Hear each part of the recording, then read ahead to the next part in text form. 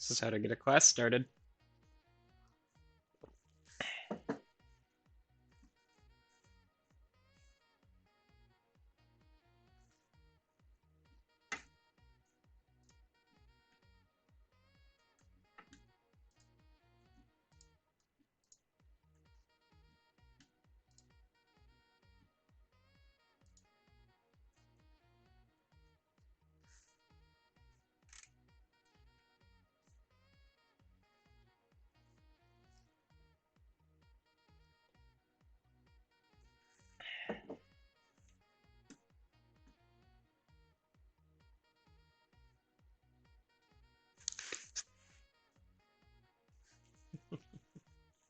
How are we all doing today? No audio? Oh.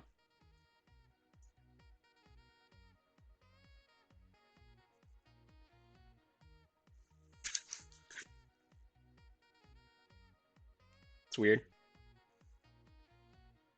I turned it way down.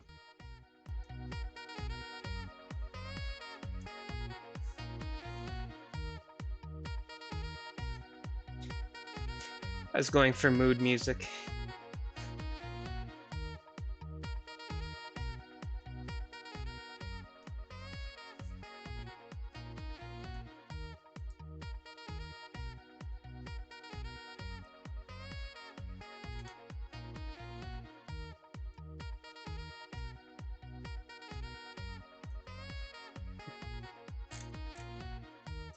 I love that this video has 13 million views.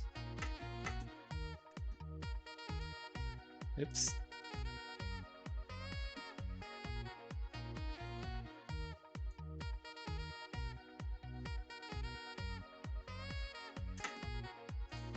Alright, I suppose we should get class going. Even though I could just watch that all day.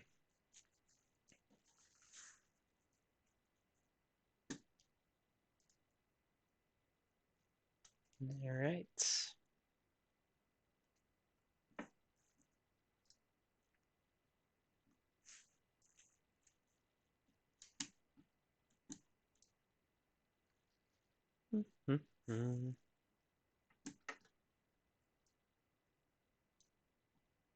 That was also the exciting video for the day too.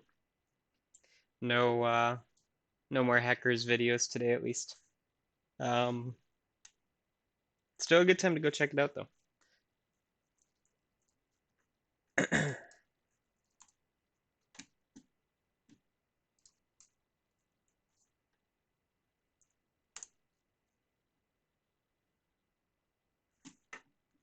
Sorry. Although I will go ahead and point out over here on YouTube, it is up there, free with ads. Ooh, hour and 45 minutes. That's 2 minutes under the length of this class.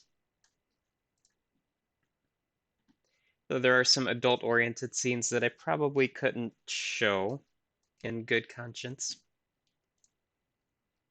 Right. So, now that it's 3 o'clock, we're all here, I assume. We're all hydrated. Hope you're all doing well with quarantine time. Just wanted to do a couple of quick little, I guess, announcements types of things. In the Moodle page, I went ahead and I put the remaining schedule up for the rest of the semester. So we are coming up on the end here. And the great quarantine of 2020. Yeah, this is going to be weird. This will be something that you'd probably tell the younger generation about. It's going to be very, very interesting. Yeah, so I feel a lot better putting this up there. Normally I waffle on doing schedules just because the way classes go, sometimes it's in flux, sometimes we spend a lot more time on one topic and we don't get to something that I'd like to do. But I figured here, if we at least point out what's going on, it'll help you. I mean, it relieves some of my mental stress in prepping all of this stuff for you all. But basically, so what we're going to do today, we're going to talk about more PowerShell, and then there will be some group work time towards the end. Now, the way the class was initially structured was for kind of the end of the semester to ramp down in content from me and focus more on work from you all for your term project to kind of, get everything working. Because honestly, I like this class to be more project oriented, more hands-on. And I kind of felt like the more you all could spend together, you'd get more interesting projects out of it. And we're still going to follow that idea. So the lectures are going to be a little bit shorter. So probably about half the class would be my guess. And then the rest of the time would be term project time slash finish up lab time. So basically what we have left. So Thursday we'll do a lab. On the 9th, we'll also do a short lab. There's not going to be anything graded from this lab, though. So don't freak out about it being the day or the class right before presentations. This is more of an experience type of lab. So should hopefully be fun and interesting, at least for you. And then basically, other than that, it's going to be term projects, and then the last two classes are presentations, and then our final exam, which again is going to be on Moodle. So be ready for that. Now, with this, again, I can't stress enough if you are the person in charge of presentations, if you have never done a remote presentation before, I would do some test runs, familiarize yourself with the tools. If you're doing screen capture and uploading to YouTube, or if you want to do a Google Meet to present, just make sure that you're familiar with what's going on. Because there's always going to be some technical issues that crop up. Now, my morning class, the student presentations have already kind of started. They have to do like a half hour or 45-minute-ish lecture to talk about something advanced. Everybody's done YouTube videos so far, and it's actually gone pretty well. So I would honestly kind of almost suggest something like that where you make a video, upload it, and then we would just kind of watch it during the class rather than worry about anything live. But I mean, again, if you want to do it live, that's more than up to you, I suppose. So, yep, we have this, and we're going to talk about some PowerShell today. Always kind of fun to show off what we're looking at in the graphics class too. Can't get over how much I'm enjoying playing with Unity, but lots of neat stuff you can do with it. If you're into the idea of making anything graphics oriented, I just find it super cool that I can throw together a project in 10 minutes, something that would take me probably a week to do by hand. I just think that's neat. Hey, that's neat.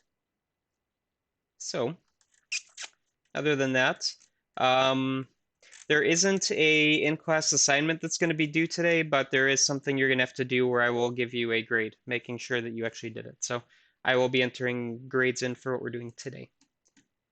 But we will get to that. Any questions from anybody so far? So I should also mention too, since we are going to end early today, basically I just want to give you a little bit more on PowerShell. If you're having lab issues as well, I know some people are having issues with the database. I'll be online to hopefully help troubleshoot. So if you're struggling, maybe consider getting into the Discord and doing like a screen share or a go live or something like that. That way we can look and see what you're doing. And I want to also say thank you to everybody who is actually participating in the Discord channel too. It's really cool watching you all help each other, especially when I'm not around always online, even though I seem to be sometimes to answer questions, but it's kind of cool seeing you all help each other troubleshoot. So thank you for that. Anyway, yeah, today we're going to do some more PowerShell stuff, a little bit more advanced than we did last time. And these are just kind of a couple of random topics. Once you get out of the basics of PowerShell, I mean, you kind of know how to do scripting from the Bash stuff from last year. And we did the one lab on PowerShell here.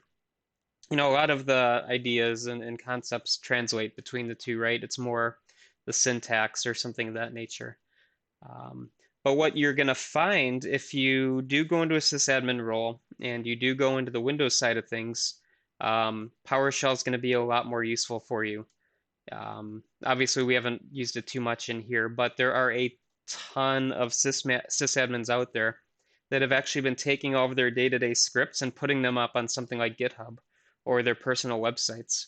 So if you do a search for like PowerShell and sysadmin, um, you're actually going to find a whole lot of resources out there, which is really neat.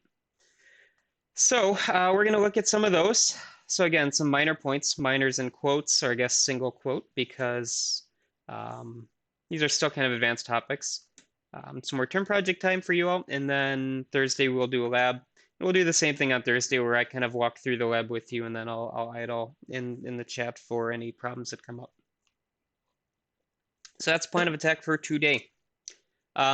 Just kind of look at some of the older topics since it's been so long since we talked about PowerShell. Does anybody remember what a commandlet is? So it's kind of one of the core features of PowerShell. Doesn't really exist in the Bash world. Does anybody remember what a commandlet is?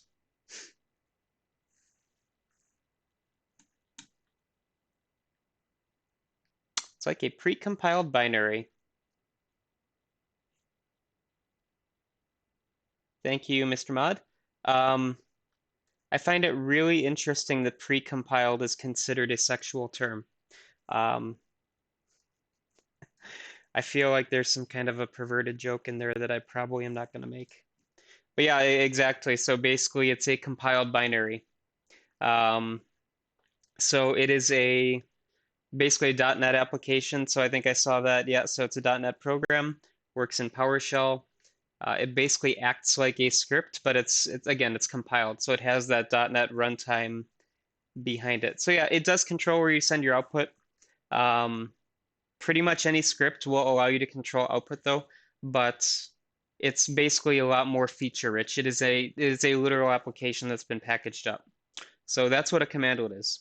Now the pipeline, this is the other side of things. This is where PowerShell is interesting. You were asked this on the exam. And if we all remember the PowerShell pipeline, it deals with objects, right? It's not just raw text like Bash. So again, if you need that refresher, if I have a PowerShell script or a commandlet or whatever, whatever I'm going to have on the terminal, if I want to send data in or out of it, it will actually come in as an object. That object could be a string. It could be a full-featured data structure with parameters, with methods. Perhaps it's serialized. So, there's a whole lot of different aspects to this. Basically, much more powerful, a little bit more heavy in terms of memory overhead, but it makes your life a lot easier. Right, and again, for PowerShell, we don't necessarily care as much. This doesn't have to be like bare metal perfect memory management, right? Because we're not doing super complicated graphical applications. We're slinging around objects to maybe reinstall Windows on networked machines, or we're applying group policy objects throughout our network or something like that. So yeah, definitely a good little refresher here. So good job, everybody remembers what that is. Now, kind of where we left off towards the where we left off with our last touch on PowerShells, we were talking about functions. I zipped through all of the syntax because again, you've all taken programming by this point. You've probably, if you had me last semester, you took Bash, or we did Bash. If you didn't have me, hopefully your other sysadmin classes had you learning Bash in some fashion. But we know what functions are. We know what if statements are. We know that you should disable push bullet before going live and mirroring your screen, because otherwise things pop up and you don't want them to. So yeah, functions are going to be reusable chunks of code, right? In PowerShell, we have a little distinction. So we have a normal function, and I've got this on the left here. I actually have a link here in the bottom for a little bit more detail. I'm actually, throughout this slide and probably the next slides, I'm going to have a lot of links if you want to read more kind of thing, since it's a little harder to interact in this fashion. But this is a basic function. Oh, I forgot to, I'm going to leave my cursor. You can all see the white mouse, I'm sure. But here we have a function. It's going to do something. It's enclosed in curly braces, right? And then it's going to take a parameter, going to be called item, and it's going to be stored in this item variable. And then we're just going to write this output, basically. So very simple function that does something, right? And here we can actually pass in some value by the name of the variable, which is kind of nice. So I didn't have to define a particular flag. It's just being defined in place as a variable. So, yeah, standard function here, right? And if you're trying to get a feel for what this actually looks like, it's a function. I'm just going to write this live in PowerShell. This is the ISE environment. Again, so you get your text editor at the top. That's similar to Bash, right? Sorry, Shreyash, I missed the question. Which part's similar to Bash? While I type this up. Oops. Yeah, I forgot. It's not going to like it if I just hit enter every time. So let's say, let's call it live. Function do something. Param item. Right, post. This is the, I'll make it a little bit different so we can see what's being passed in. And then later on we'll call do something. This is my item. So yeah, maybe if I'm misunderstanding the question or not catching it, this is, yeah, so the function in PowerShell is pretty similar to Bash. Except in Bash, we would use something like $1, $2, $3 for the parameters, or you might go a little bit more complicated with that. Was a get opt. So here it's basically just defined a little bit easier. Oops, we don't want power snicks. That's not going to do anything. So let's run this. This is my item. Nope.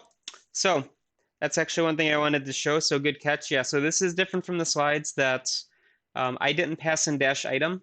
I can right here. So dash item, it's going to work exactly the same. Basically, PowerShell is going to try to help you out here. So it will either take it positionally or by name. All right, so with dash item, it's by name. I can remove it and it's still going to work the same. But if I do it this way, I have to put things in order. All right, so I can change this to comma item 2. All right, so now I have 2 parameters. So for my item 2. All right, so I'm going to run this again. So this is the item for my blank because I'm not passing it in. Second thing. So I'm just passing this in positionally right now. So let's run it. This is the blah for my second thing, right? So then I could also do it like this. So pass in dash item and then dash item 2. So here it is by name. And it's going to work. The cool thing of doing it by parameter name is I can swap the order and it's not going to break anything. He said before it broke. All right, so basically I just I cut and pasted the first parameter, moved it to the end, ran it again, and we still see everything's in the correct order in my output.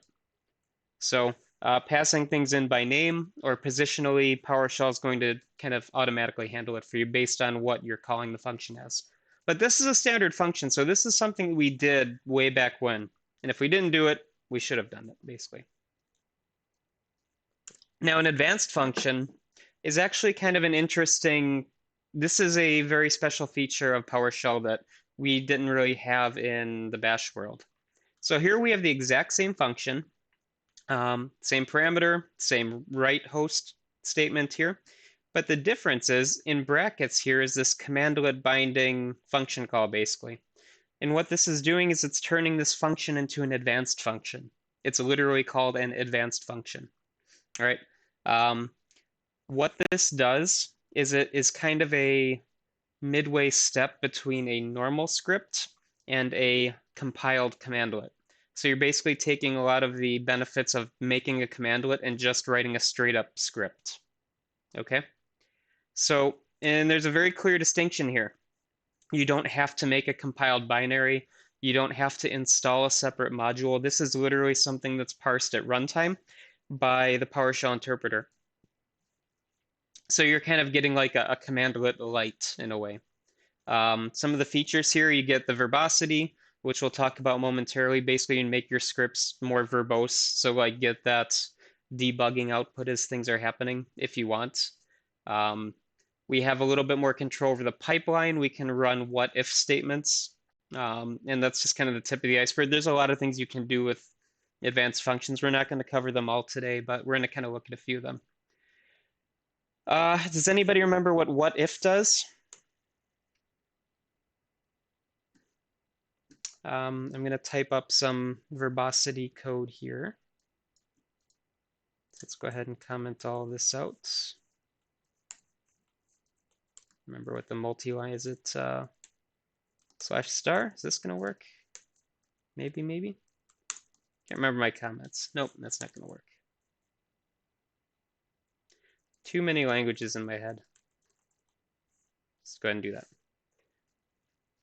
Describes the output without really executing. Absolutely. If you should process correctly, it will not actually execute, just tell you what it would do. Yeah, so basically this is getting towards running like that add user script where we're going to run through, we're going to go through the entire script, but we're not actually going to execute it. We want to see what would have happened if we had done that, right? This is great for kind of sanity checking yourself because, again, as sysadmins, you're all going to be running very powerful commands which could destroy your whole network by accident, right? So throwing on a dash what if flag before you actually do it is a great way to make sure you don't delete the production servers by accident, right? Or that you don't take them offline while they're doing something important. So definitely something that you should really take advantage of if you are, writing scripts which are going to be, leveraging a lot of the power of the things that we've been doing in the GUI so far. All right, so let's rewrite this function do something, and we're going to turn it into an advanced function. So if you know all about advanced functions already, more than likely you'll probably be okay if you tune out. But basically what we're going to do is some additional advanced things here. So write verbose. You passed in item. Now we're going to delete it. Just to be cheeky. All right, so we have write verbose here. Before it was write host.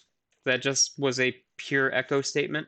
Right now we have write verbose. So let's call this do something advanced. All right, so now if we call do something advanced, let's make it verbose.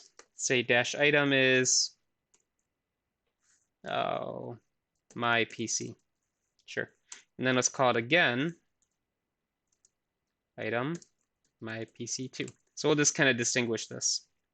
So let's clear this out and run this now. So what we're seeing here, so I called the do something advanced function twice, right? So the first time I threw this verbose flag on, that'd be like throwing a dash V in some of those Linux scripts where, like if you're extracting a tarball and you throw the dash V on there, it's going to give you exactly what's happening. Same thing's happening here. We're getting more verbosity. So you actually get this verbose in this kind of teal color here. And that's, again, this is editor dependent. Nothing happened, right? So basically anything that pops in as write verbose is what would have happened. So we're giving ourselves kind of like a light debugging statement. And when we run this without verbose, nothing shows up, right? So this write verbose doesn't appear. So kind of helpful for kind of debugging things. You can also throw on like a write dash warning or a write dash error for statements. If a warning pops up or if an error pops up, you can give more detailed descriptions for what your script is doing. And again, keep in mind, these are for, like production ready scripts, right? This isn't necessarily something you would write to, something simple that you want to do really quickly, I guess. All right, so we can make things verbose. Use that to your advantage if you can. We can also play around with the pipeline. So I started adding all these ities, pipelinity, verbosity, not a real word. We can also make this thing work with the object pipeline too. So still commandlet binding. We're going to pass in a parameter that is a value from pipeline by property name. So basically this parameter is going to come in, and what we're going to do, okay, let's let that fade out. We're going to call the get service command, and we're going to pipe it in to do something. So we're going to pass, yes, it's a wonderful name. I think I've mentioned this before. PowerShell is very verbose.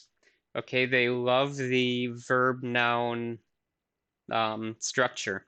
So get-service is a very standard Microsoft naming scheme. Value from pipeline by property name. It is a mouthful to say and a ton to type, but you know exactly what you're getting. And the nice thing too is if you're using something like PowerShell ISE or any of the development environments, this can be automatically popped in by like an IntelliSense thing. So let's add this in here. So I'm going to just kind of update this function. So we're going to change this param. So I'm going to comment that out. So let's go param and we'll close that. And this is a parameter value from pipeline. Why are you not popping up? By property name. Close that off. We'll just call this name to match the script or to match the slides. We don't need the verbose anymore. So then our process here, that's interacting with it. So we actually get a nice little kind of sub function call here, right? Host u past name in. So matching the slides pretty much exactly. All right, so we'll commenting this stuff out. It's going to get very messy very soon. So do something advanced. We run it by itself. What happens? Nothing. We didn't pass anything. But if we pipe in get-service, for instance, and we pipe it in, here are all of my property names from get-service, right? So pretty much all of our service names. So let me clear this out here. Clear. We run get-service by itself. We remember this is an object, right? So this is a so get member. I think I've got this backwards. Get service, pipe it into get member, I think, right? That yeah, so it is a service controller for getting the specific name for this. And we're looking for the name property, right? So this is the service name that we're pulling out. So these are all the services that are active on my computer right now. So what happened here? Value from pipeline by property name. So I pulled in this name attribute here. All right, I could have pulled any of these out. I could pull out, is it running, for instance. So very powerful tools that we have here. That's kind of the nice thing about the object pipeline. And as much as I love being in the Bash world, doing something like this would be a little bit less easy. Definitely doable, but dealing with attributes by name is a little bit easier than parsing out a PS call with Gawker or something like that. And if you are struggling with what I did here, get member basically is just a commandlet which is going to pull up information about whatever object you pass into it, right? So this gave me everything I need to know about the service controller. Yeah, got a question.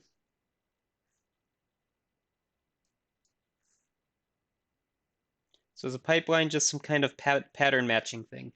No, it's a little bit more intelligent than that. So in Bash, in Linux, we would have to do some kind of pattern matching, or we'd have to split a file up on spaces or colons or something. The pipeline is basically its own entity where it's handling, your commandlets are packaging up data as objects and sending it. I mean, the pipeline is, it's a thing. Pattern is, oh, in the Lisp like. Gotcha. Yeah, I was thinking of it in terms of regex. Honestly, I don't know anything about Lisp, as odd as that seems to say.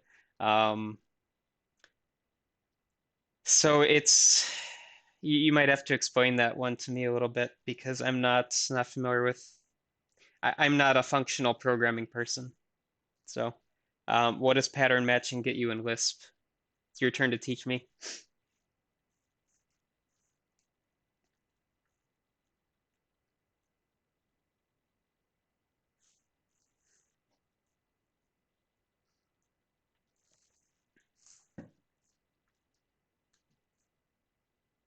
I mean, basically, so function takes an object and any object that matches can be passed in.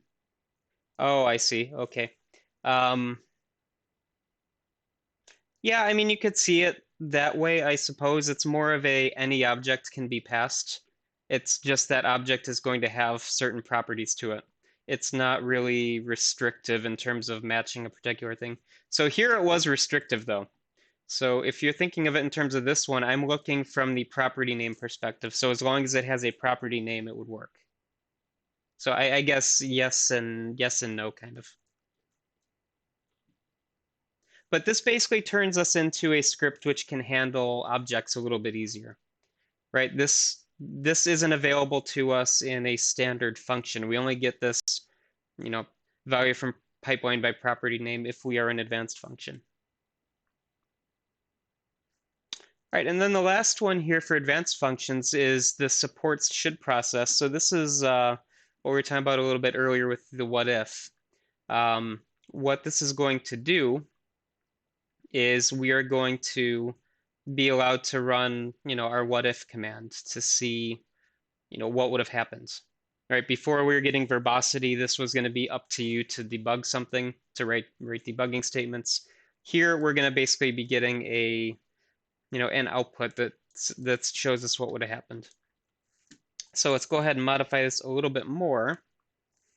I assume the text is okay for you all, the size. I mean, I don't have people sitting in the back of the class kind of straining to see, so let me know if you want the font a little bit bigger. So we're going to add supports should process. And then we're going to pass this in as a file. So now, let's get rid of this stuff. Hide. If ps commandlet that should process file, remove item. So we're going to delete something. So basically what we're doing is we're passing in a file and we're going to delete it. And then, I'm going to get rid of this clutter here. I was thinking about just kind of leaving it, but we'll get rid of this all. Make it a little bit less cluttered for you all. Highlight, please. Thank you. Okay, so what we've done, get rid of this too. Make it a little bit bigger. So I've added in the supports should process. We are passing in a parameter. Again, it's the value by property name, except now we're looking at a file. And we are going to see if we should process it, then remove the item. So basically, we're handling the what if statement. And again, if you are new to PowerShell, false and true have dollar signs in front of them. They're basically treated as variables or objects or something like that. All right, so now we're going to create a file. So touch temp, remove something. So oops, it's still do something advanced. So the function name I didn't change. Temp what if. So create a temp file, run the script. This is also, I should mention, so if you're not used to this ISE, PowerShell ISE environment, when I click run, it's going to run in whichever location I'm currently at. So I ran this as an admin. It went to system32 as my root directory, so I had to kind of change my directory over to our class 1. So let's go ahead and run this. What if performing the operation do something advanced on target temp? So we got basically an output here. Now, if we do an ls here, we still see this temp file, so that it still exists. I'm going to go ahead and remove the what if flag and run it again. I'm going to do an ls. My temp file is gone. So basically, it didn't necessarily say what it was doing. I probably could have made it a little bit more intelligent to tell us it's going to remove an item, especially if we wanted to make it verbose. But basically, it's going to act on this file. Right, so I didn't put quotes around it. It just took this as a string. So what if is a very, I'm going to keep saying this, these are very useful tools for you. If you are going to be the type of admin that scripts everything out, which I would recommend, it's going to save you a lot of time in the long run, make sure that you sanity check all of your scripts, right? It's very easy to accidentally click play, and then I deleted everything in my documents directory if I have a path wrong. So just be very, very careful. So That is effectively advanced functionality. Um, Again, if you're looking for a summary of what these are, they're a step between commandlets and standard scripts, except they're interpreted. So you have to pass this thing around as a .ps1 file. You're not going to package up a commandlet and have it be installed, with that install module command. This is something you'd have to download and run as a script. And to that end, you have to make sure that your execution policy is at a level that would allow you to run scripts too. Like something like this, if I didn't have my execution policy set to either unrestricted or default, or I'm going to allow it, if I'm restricting them based on certificate or signing or anything like that, this wouldn't have run. Although I'm an admin, so it probably would have run. Alrighty, so then some other things we can do with PowerShell is we can do reporting. And if you go down the deep end of PowerShell, you can link it up with lots of wonderful web APIs that are out there. So there are things like Splunk is one for log monitoring and reporting. You could probably hook this in with what's that lovely Linux reporting tool everybody tends to use? I don't remember what it is, but basically any kind of a dashboard that you could hook into from some kind of an API call, you could use PowerShell. You could generate your own reports. We're going to generate a very simple report here. But one of the nice things is that this will also automate your report generation, for instance. So if I need to make a case that I need more hard drive space, well, I can run a script. No, not landscape. I mean, that one's probably a good one. Yeah, I'll have to look it up later. It's no, it's I've got it. It's a Grafana. So that's one you could probably dump information into, would be my guess. But let's say that we want to, make a simple report that a non-techie could understand, right? Or somebody that you have to make a report to. So we can create HTML, XML, JSON, basically whatever format you want to create. It would be able to handle here. So we could do something like, let's zoom this up a little bit. And what commands do I have to run? I killed my presentation, so I won't be able to see. One moment. Okay, get PS drive. So here are my drives on my machine. Okay, so very simple. Use space, free space, clearly running out of space. Non-techie, I think is someone from the IT crowd. A lot of my humor comes from the IT crowd, so you're in good company here. Right, so simple report, right? I need more C drive space. Okay, what I can do though is I can say get PS drive. Oops, that's not what I want to do. It's only partially what I wanted to do. Let's pipe this into convert to -HTML. Hey, here's a web page. I could just copy and paste this, or we could be smart about this. Let's pipe this into out file path drives.html. Now I've got this website. So again, I'm just basically redirecting output, except here it's a string that has been output into a HTML file. Drives. So obviously not very pretty, but this is the output of this script. I could parse this out manually or automatically if I wanted to. And, I've got a simple report. I don't have to go through copy, this is 700 megs, this is 500 gigs, whatever you want to be looking for here. Keep in mind too, this is for one computer. You can very easily pipe in a list of machines or, whatever devices you want to monitor or whatever, objects you want to monitor, get information, dump it to a file. And then you bump your desk and slosh coffee everywhere. It looks like we're good. We can make this a little bit prettier though. Like I said, this is fairly ugly. So let's pretty this up. So what we're going to do is, let's clear this out. Let's run this again. But when we convert to HTML, we're going to add name, used, provider, root, current, location. And then we're going to leave this as drives. So now, when we refresh, we have a little bit nicer of a table here.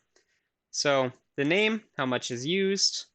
Obviously, it's not as nice in terms of human readable. Passing objects rather than strings make it more resistant to buffer overflow attacks. That's a good question. That's actually a very good question because the answer would be yes and no. So at the core, it's still relying on you to check for boundaries. So if you had a library, yes, you can. I think we're getting to that, so that's a separate question. It's in here somewhere. But I don't remember what the properties. So the second question one about the used unit, yes, you can change it.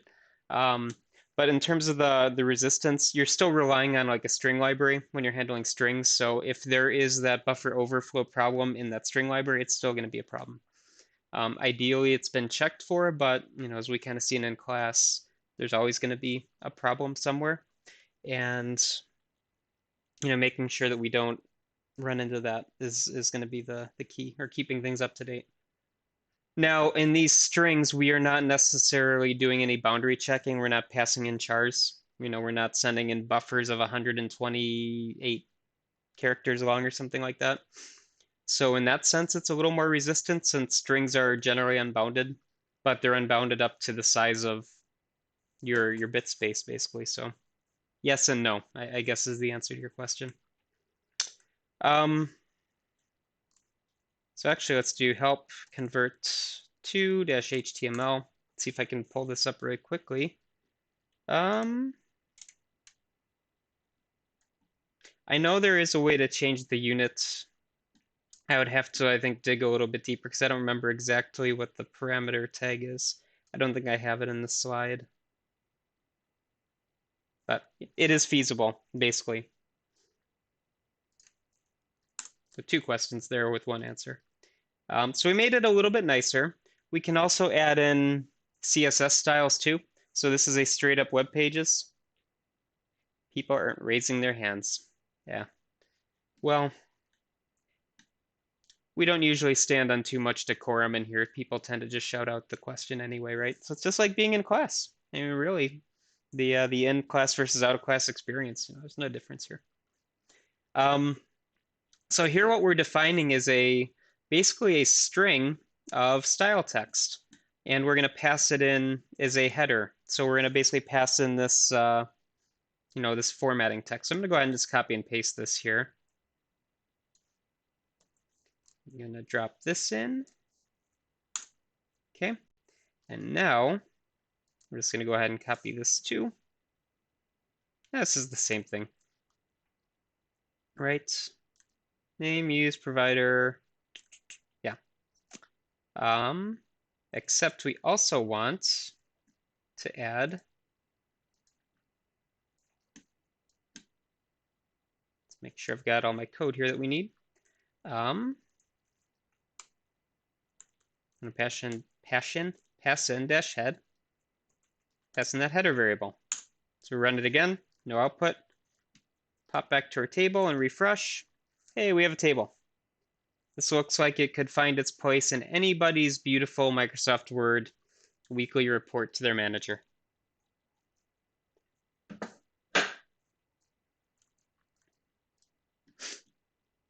So if you're familiar with cascading style sheets, nice and easy way to make things here. I'm just here for the PowerShell. That is a nice shruggy. We can also make it a wee bit prettier too. So change our header a bit. Run it again. And refresh. Hey, our header's got a color. So again, straight up cascading style sheets. This is just a website here, right? Copy and paste it, drop it into your report, print it to PDF, and you are set.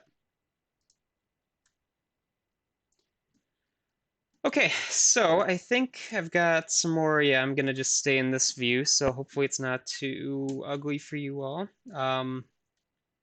So that's reporting. And again, there's a lot more to it. Um, you can format all of these fields as you want. I'll have to look up the conversion formula later. Um, but again, you can pull out Active Directory records. You can pull out whatever you want, put it into a report. Let's say that you want to get a little bit more hands-on. You can create a GUI in PowerShell as well. So there's this show UI module that you can install.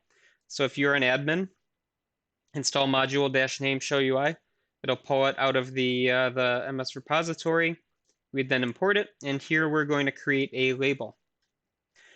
All right, and I'm going to go ahead and copy all of this for now, because I'm going to need that later. Get the code over here. Internet has been awful for the past 45 minutes. I'm sorry to hear that. This will be up on YouTube if you get stuck. Could be my internet too. Hopefully it's not going to last too long though. All right, so I already installed this module. So install module -name show UI. I'm already going to have it. So import module show UI. It's going to bring this in. Now label. Hello there. Font size. You actually see all the properties popping up too for a GUI, which is kind of cool. 42, and then we'll just show it. Run. And should be getting a label somewhere. I don't know why it's taking so long. Ooh. Oh, it's hiding. There we go. Hello there. So, simple label, but consider this to be like any C#, .NET, VB.NET, any Forms application. It's all going to work here. So just closing that, we'll go ahead and continue on. Another thing we can do, this is not going to be as pretty because it's going to scale funky, but we can add actually a Windows form. So I'm going to make a canvas. I'm going to center it. I'm going to add a button. When I click the button, something's going to happen. So it's going to pop up absolutely horrible because this is more my PC than anything. It's resizable at least. I'm going to click, and then I get my time.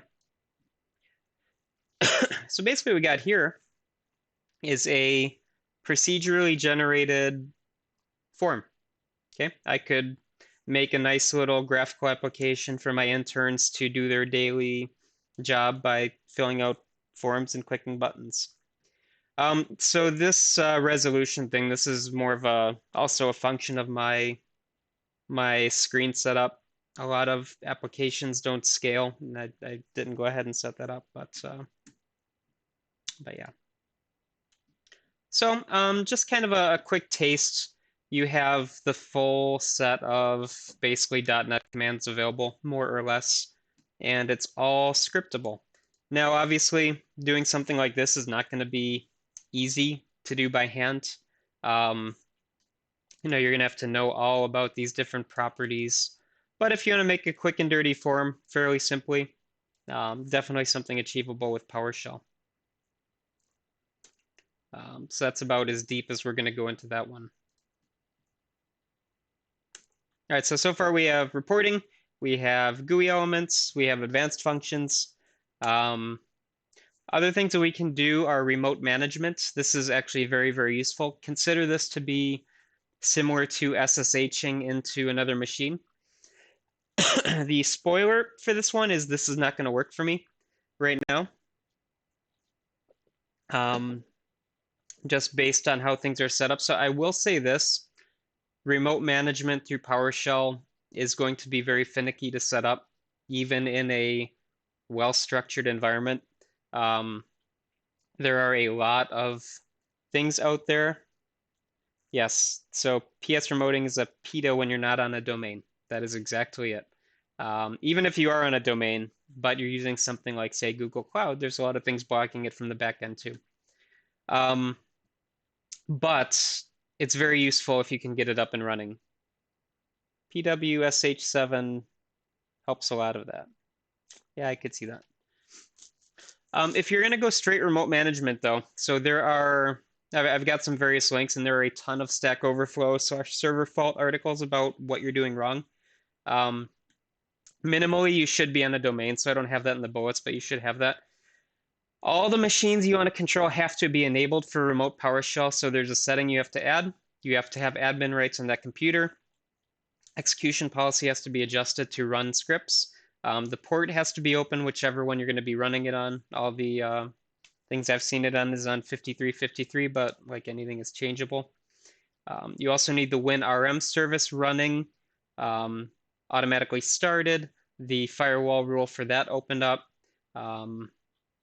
This is basically the Windows remote management. I think you all had to do this when you wanted to control the other computers through remote desktop. Is there a security concern with allowing remote management? It depends. You can lock it down so that only admins can run it. But I mean, it would be a concern, right? I mean, you don't necessarily want people taking over your computer remotely. Depending on the implementation, you might see your mouse suddenly moving around if your admin's taking control, or you might not, depending on how they have things set up. But yeah, it could be a concern, but it's also a very powerful system administrator tool to keep machines up to date, or to at least remotely manage servers, clusters, applications, whatever you got set up. But this is mainly just getting it up and running. If you wanted to go ahead and connect, so there are multiple ways to enter a PS session. This is just one of them. You can do it by IP address. I don't recommend it. You can do it by computer name. You can do it by, there's multiple ways that you can enter in. So if you do a lookup of this command, there's like several examples for connecting. This is a simple one. So this would be a domain joined computer. So enter PS session - computer name, whatever it's called on your network. Obviously, you have DNS resolution to map a computer to an IP and all that. Pass in the port, pass in which credential you want to join on, and then ideally would be okay. But again, it can be a pain. You would think you'd be able to do it by IP address. So for instance, your Google Cloud virtual machines, they're not necessarily domain joined unless you set that up in a nice environment. You can't just say enter PS session. It's like dash, I think, URI or application URI or something like that. Invoke PS exec can get around it, but your admin would get angry. That's true. Very true. Don't want our admins to get angry. IP address resolution is not enabled by default. You need SSL running. So you'd have to set up secured socket layer to get that to go. Yeah, you'd also have to be an admin, that's true. If you can't get this to work, a lot of the things out there point to running WinRM quick config to basically tell you what's wrong with WinRM and allow you to configure it. Possibly you have firewall ports blocked, but basically there's a lot of things you have to do here. It is useful, though, if you are, again, managing other machines. You don't want to walk down to a machine, turn it on, log in as an admin, right? You want to do it remotely. What does invoke PS exec do? I don't know offhand. Let's find out. Get help. Invoke PS exec.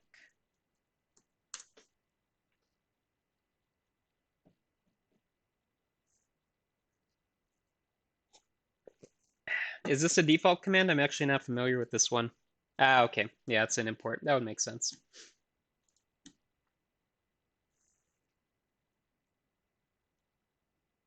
Yeah, so this command I'm not strictly familiar with. What does it do? I'm kind of curious. Because this is good for me to know.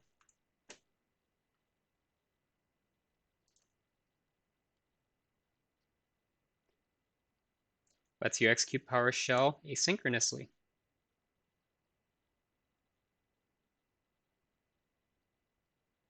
Remoting is not configured or allowed through a firewall. So yeah, I mean, I kind of figured it was another method, so that this is good to know.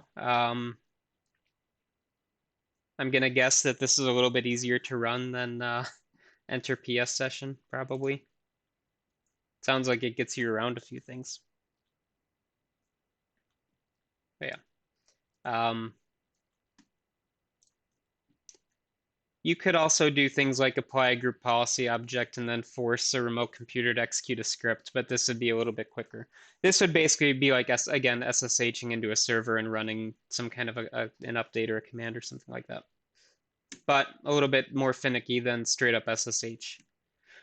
Although now that Windows supports SSH, this might be changing things up a little bit.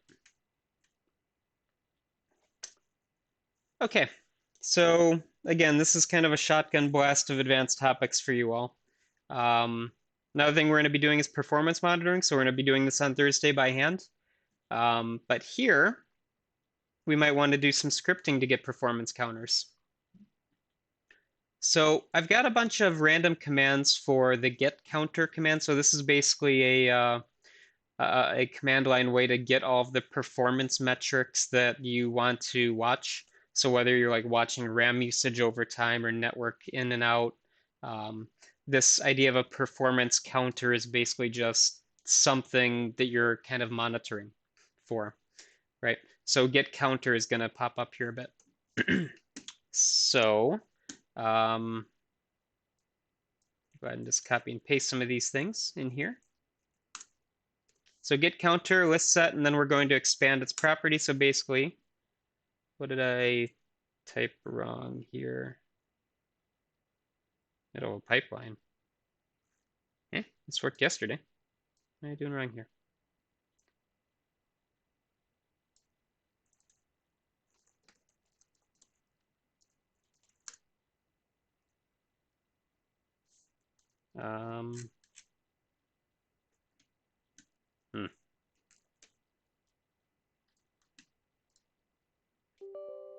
That's a normal PowerShell.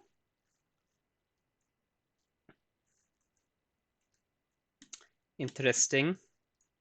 I love it when things stop working during a demo.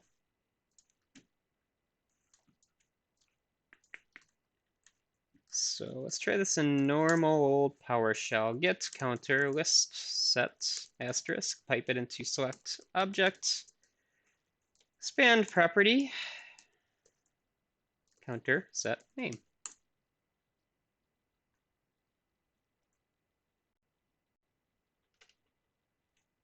Can't activate document in pipeline. I didn't sacrifice to the demo gods. I did not. Does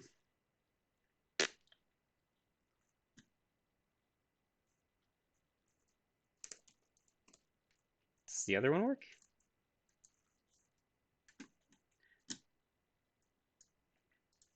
Let's set Hyper-V. I am so confused.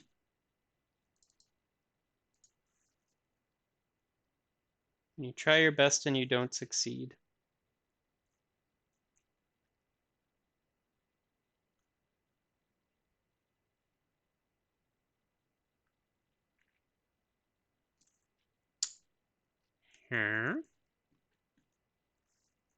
Dash force? Yes, let's dash force it. Okay,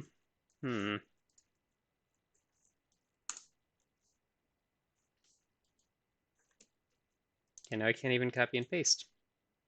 Something must be running. What's going on here? Let's kill PowerShell.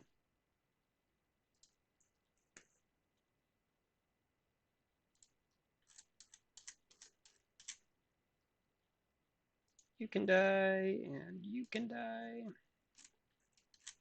Get all the crap running on my computer.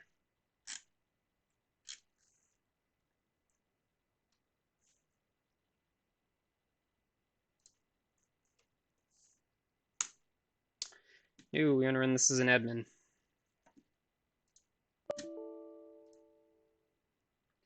Cool. What's this?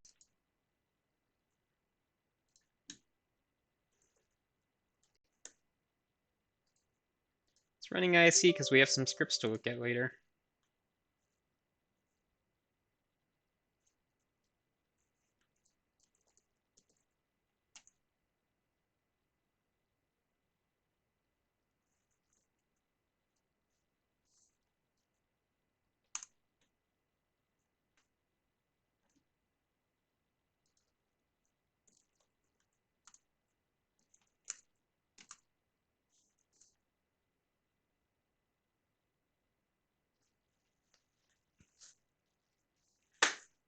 I don't know.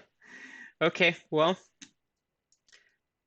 I was in a different directory before and it worked fine. I don't know why it's not anymore. But anyway, um, so while I have this running, um, so here I listed out all of the counter sets for, say, Hyper-V. So I can get a bunch of stuff for, um, yeah, so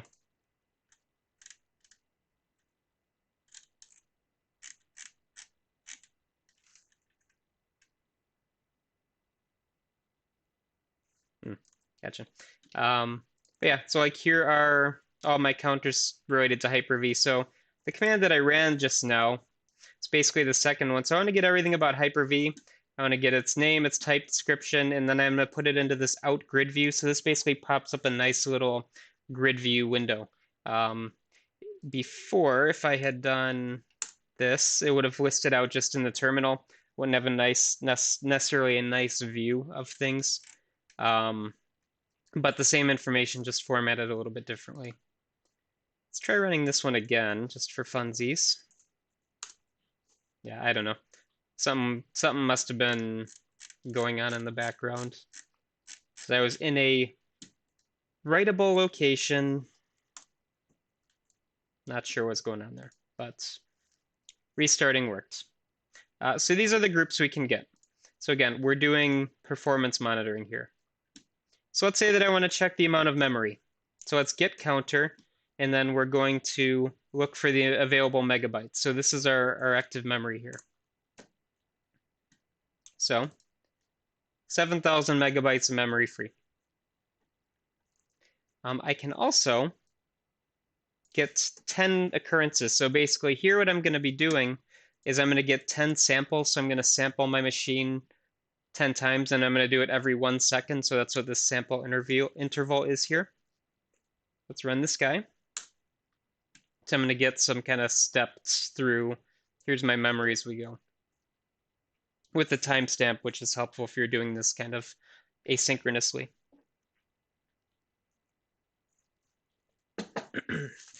What you're all going to be doing on Thursdays, you're going to be going into the performance application. I think it's Performance Manager. And you're going to be doing this with graphs. And you're going to be manually adding them with the GUI. But here, you can just get it in the terminal. So, you could also do multiples. So not just, say, available memory. We can also get number of page faults per second, bytes in use, and available. So that's in a variable now. And we can now print it out. And then we get a cooked value. So this is basically our human readable value of what this is. There's a couple different value types that you can get. Cooked value is kind of your human readable value. So I'm getting a lot of page faults per second. So this is, for me, kind of expected for running Streamlabs and a bunch of other crap as well in the background. So that's basically just getting multiple counters in one kind of blob of information. So counters we can do. You can also turn PowerShell into a real-time dashboard, which is kind of cool. So this is a link to, and actually I've got a bunch of stuff off this redgate.com website. There's a lot of interesting kind of blogs / tech tutorials up there for PowerShell. This is a real-time dashboard. Now, this is something that you'd have to buy a license for if you want to use it. Apparently there's an interesting licensing scheme where you'd buy it once and it's free forever or something like that. I didn't read into it too much. It's free for either 30 days or 30 minutes, I'm not sure. But you get something that looks like this. Kind of cool. So it's this thing called the Universal Dashboard. Somebody created, put it up. I've already run through these first 2 steps here to install the script. So if I just go ahead and run this server performance dashboard. So this is actually installed to my default PowerShell directory when you run install script. So this is going to run. You see things happening. get the security alert pop up because PowerShell wants to access the network. All right, so we're going to allow it. Now I see this dashboard 0 running on port 10,000.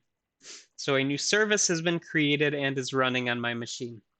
What that means is that I can go to 10,000, so port 10,000 on my machine, and now I have a web service running, and this is the dashboard. Okay, so 60 minutes is what it's going to run for. I'm not buying this. But here's a nice little kind of Grafana style web dashboard for everything machine related. This is the default state. You can add whatever metrics you want on here.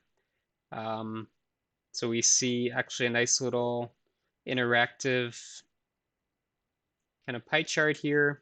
Here's all my main statistics. Disk space processes are loading. I'm sure there are other dashboards out there too. This one is just one that I happen to come across. But the idea is kind of neat. Run a little web service that shows you easy to see information, right? So kind of neat. If you want to stop this, so if you did these steps, you want to stop it. So get the dashboard, pass it the name. You can run multiple dashboards. This one was named dashboard 0, and then we're just going to pipe it into the stop command here. So I don't want this running because I don't need a dashboard running on my PC when it's struggling with everything else. So now when I go ahead and I try to refresh this page, it's dead because I stopped the service. So again, that is just a PowerShell script, basically running a web server though. Well, it's a PowerShell module, which has a script which has been installed. Okay, and then I think we're getting towards the end here. So one last thing that we'll talk about in terms of PowerShell. Let's say everything we've been doing so far has been limited to my machine, and it's still going to be limited to my machine, but we can make this a little bit more interesting. Let's say that you want to check all of your PCs in your domain for which hotfixes have been installed. So for instance, like which Windows updates are there, if there are critical ones that you want to make sure have been applied. This is something that you can script out as well. Now, there are multiple ways to do this, and actually if you search on the internet, let's say you try to do this, and you're saying like, here is a particular update I want to make sure it's on my machine. Get hotfix isn't necessarily going to return that was installed, even if it is there. Not everything is a straight up hotfix. So for instance, if you look at your Windows updates, if you look at your update history here, as soon as it pops up, taking longer than normal. Basically, this is going to pop up with all of the updates that I have. Maybe. There we go. So here's all of the updates that have been automatically installed for me. So you see this KB and then I think it's an 8-digit number. So basically this is a reference to an update, a Windows update. So you would check for this KB number or this KB ID. Not all of these are going to pop up and get -hotfix. So like if I want to make sure my Skype for Business 2015 has been updated, this probably isn't going to be in there. Yeah, that's just the default install. Wasn't an intentional install by me. But we can check get hotfix computer name PC to see what we even have. So get hotfix, and then it was what, / computer name, and mine's just called worktop. So here's the hotfixes that have been installed. Again, this is not a comprehensive list. There are multiple ways that you can find every single update that are out there. So you either dig deeper, you actually could look at the registry too. That's going to be your end-all be-all way. But what we can do, we can have a list of computer names in a text file. We can have a list of patches that we want to check for in a text file, and then we'll have a script. So let me pull these open now that I restarted everything. So patch list. So here's my list of patches, my computer list. I don't have anything else domain joined here, so I only have a list of 1. And then I've got my script. So this script I pulled off of the website that I showed, I think a slide or two ago.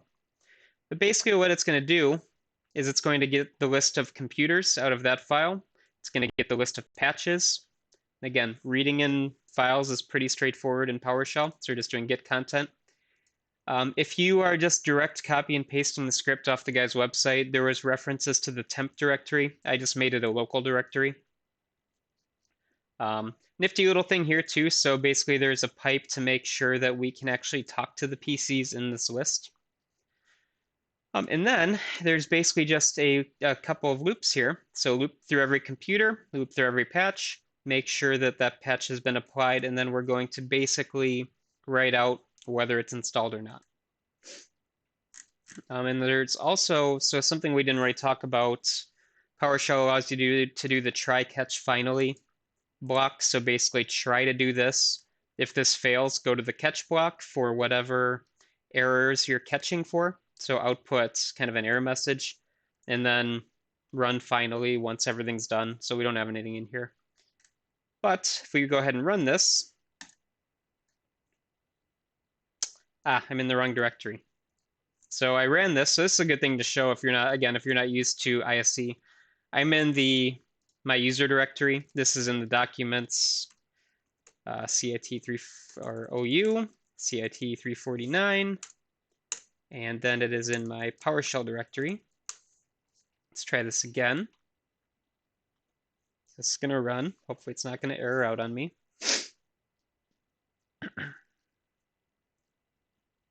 All right. And what it did is it just output a file for every single PC, so just a .text file. Now if I pop this open, it is a text file. So here we have basically our output.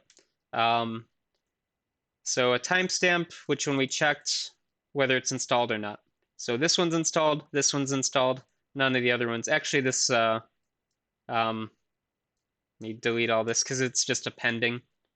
So let's actually just, so let's remove worktop. Let's run it again.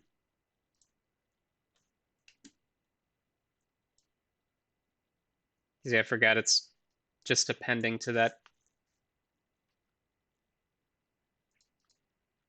So let's reopen this file. Probably could have refreshed it, but yeah. So there we go. The only one that's installed is this one. And interestingly, I manually looked for this one because I wanted to make sure it was there. So that's basically from this link here if you guys are interested in this kind of thing. But yeah, put your domain join PC names in there, put the list of patches which are critical to your business, and fairly straightforward script. So again, the goal here was to give you a whole bunch of different things you can do with PowerShell, not just, hey, let's add users or let's disable this user's account. There's a lot out there. So here I have a link to basically just a filter by topic on GitHub here.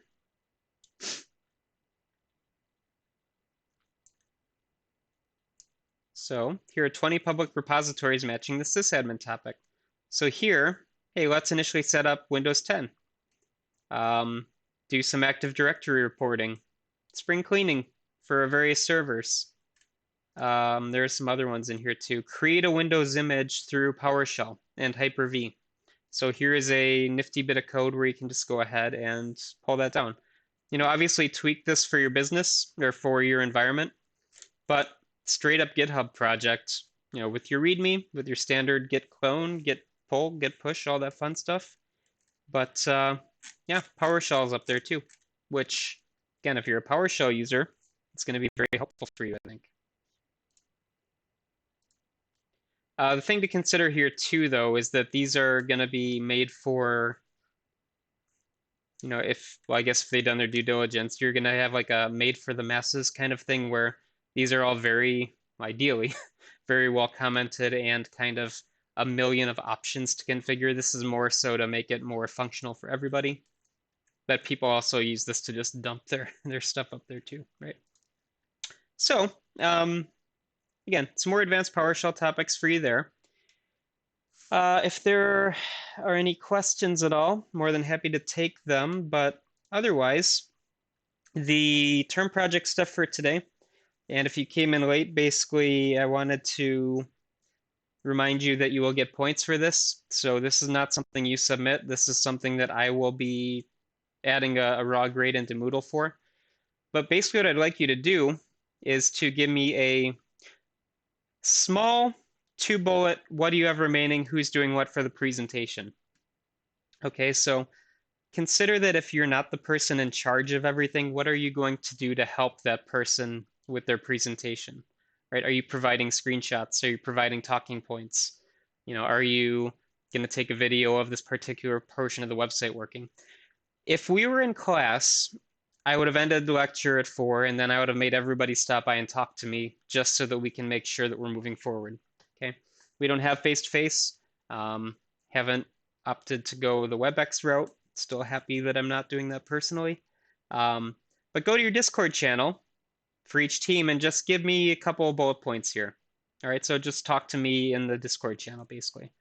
And if you have no idea what I'm talking about with this, let me refresh your memory here. In our Discord server, at the bottom, we have all of our project teams. Just drop by, say hi. So let's go to drop table. Hey, how's your project? So let's give me a couple points in here. Pretend like we had a face-to-face conversation, and get your points. So yeah, this one, let's say by tomorrow. Again, just with this whole asynchronous everything. We'll say it's by tomorrow. Let me go ahead and make a note of that in Moodle.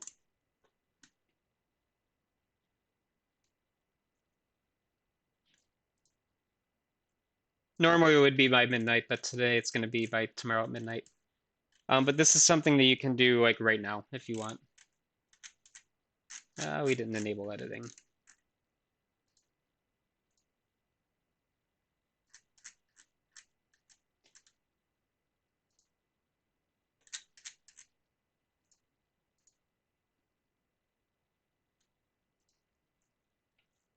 Mm.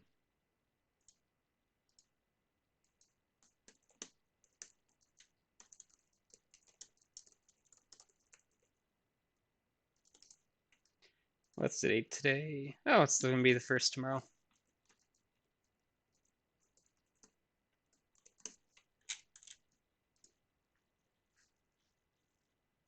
All right. So it's not an assignment. It's not going to show up, but make sure that you do this. Again, I'm not expecting a dissertation on your project. I just want to make sure you guys are pressing ahead. That's all. Okie dokie. Other than that, anybody have any questions, concerns, comments, or anything like that? Again, the schedule is up here in Moodle at the top with their remaining topics and remaining things that are going to be happening. So lab on Thursday. Tuesday will be a short class / term project work time to kind of finish things up. Final lab where there's not going to be a deliverable. And then your presentations. Oh, we should probably also pick days for people to present to. So what I will do is I'll probably open up for volunteers, and then by the end of the week, see, so we got what, 2 weeks? Yeah. I'll probably open it up for volunteers, and then I will automatically shuffle people in if I don't hear. So I will let you guys know about presentation slots. Make a note of that. Note is a Chrome tab. Awesome. All right. Anybody have any other questions or concerns or comments or want to know anything?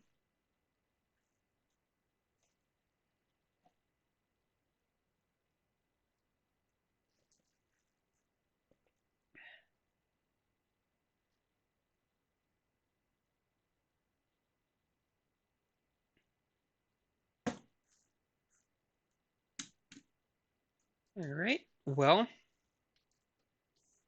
if that is it, we will call it a day. Um, make sure that you guys get your lab done. I'll see you all on Thursday. Goodbye.